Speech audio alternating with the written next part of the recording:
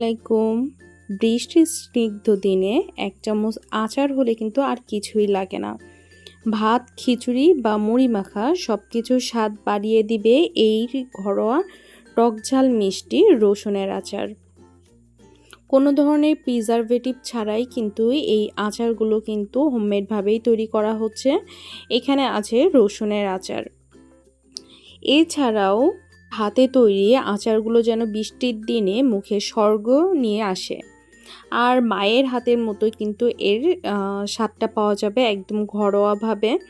টকঝাল মিষ্টি মুখে যেন একদম ম্যাজিকের মতো ব্লাস্ট করবে। স্কিনে ছিল চুই ঝালের আচার, এখানে আছে আদা রসুনের আচার। অনেক স্বাস্থ্যসম্মত মজার একটা আচার, যেটা সাদা ভাত অথবা খিচুড়ি যে কোনো খাবারের সাথে কিন্তু অনেক বেশি মজা লাগে।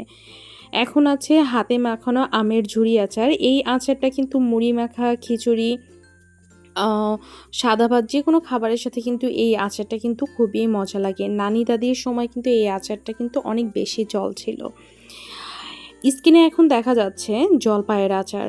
এই জলপাইয়ের আস্ত আচারটা কিন্তু খিচুড়ির সাথে খেতে খুবই মজা লাগে। আর মুখের মাখার সাথেও কিন্তু কোনো তুলনা হয় না। নাগামরিচের আচারটাই বা বাদ যায় কেন? লুবাস ক্রিয়েশনের খুবই স্পেশাল একটা আচার হচ্ছে নাগামরিচের আচার। লোভনীয় সব আচার পেয়ে যাবেন আমাদের কাছে। দেশের যেকোনো প্রান্তে ডেলিভারি সম্ভব, ডেলিভারি চার্জ প্রযোজ্য।